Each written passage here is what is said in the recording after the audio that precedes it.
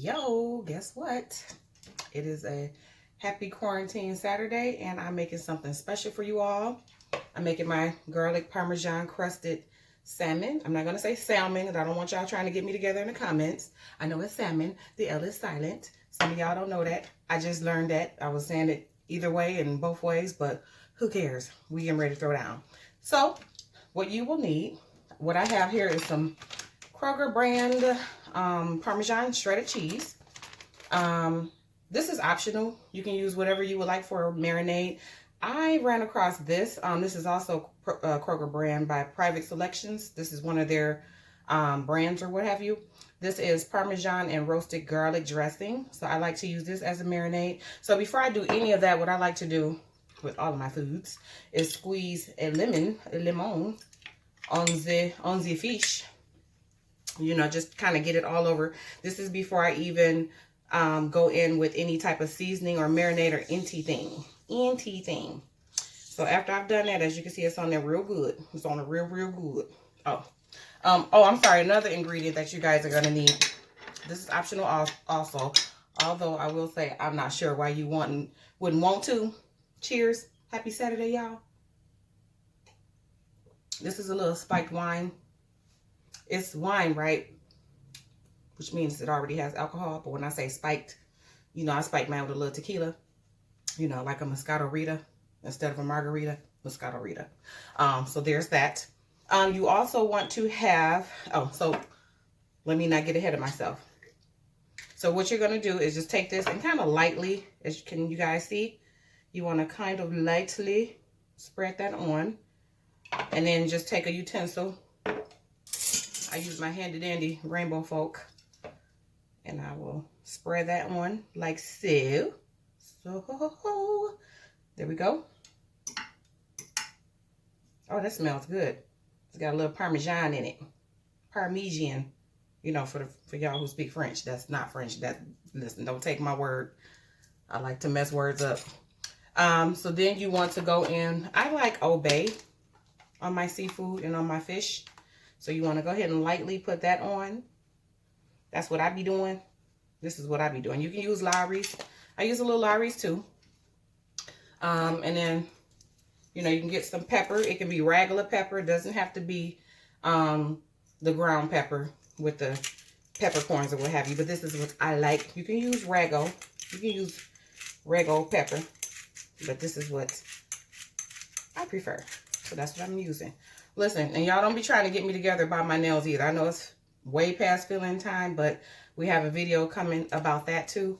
I've actually ordered me a nail kit off of the Amazon, so I can go ahead and tend to my own nails. Thank you very much. So in the meantime, in between time, you can also use some sea salt. This is also optional, but I think I prefer the Lawry. So, un momento, por favor. Be right back. I'm getting the Lawry's. You can do, if you want to, you know, you can season it like you season the good old chicken. You know, do some onion powder, some garlic powder.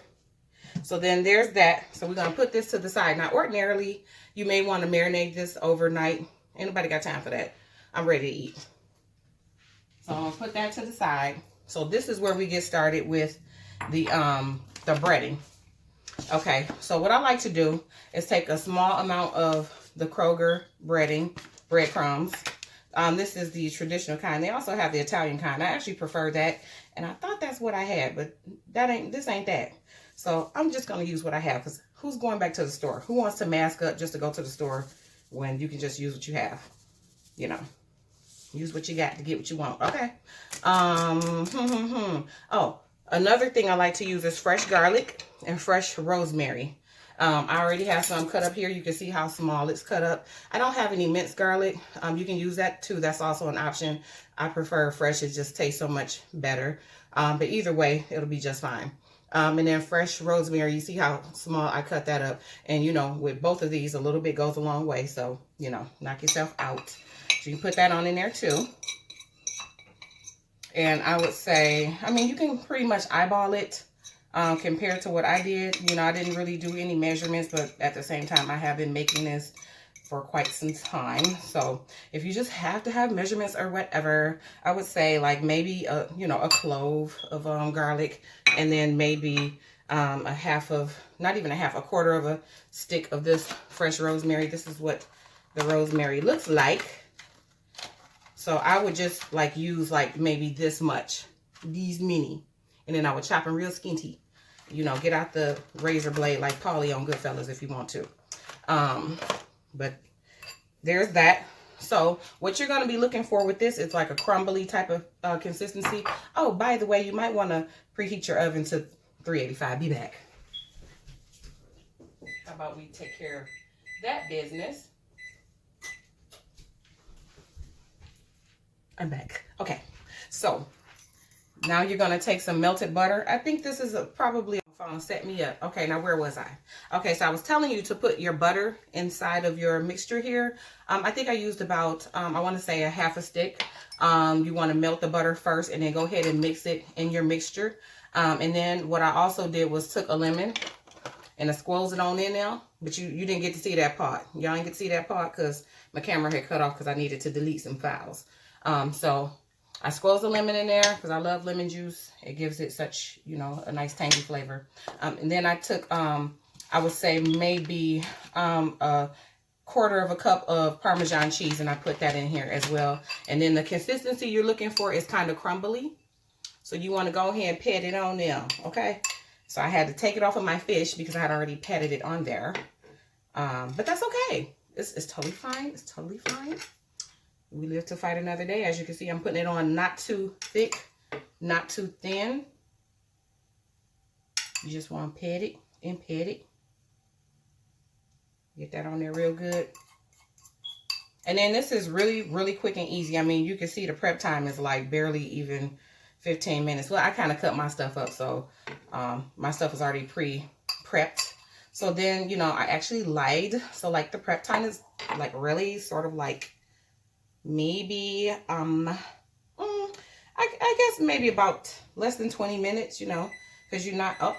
Oven is ready, so you definitely want to heat that oven up to 385.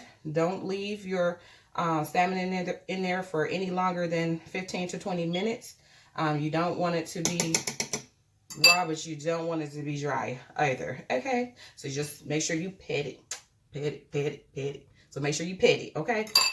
So then I don't know if you guys like these. This is optional. I like capers. I actually just started liking capers like within the last couple of years.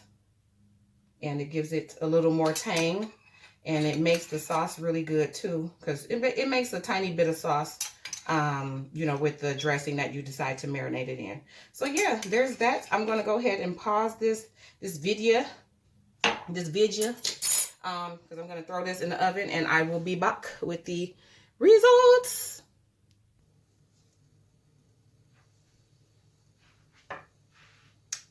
Ready for the finished product?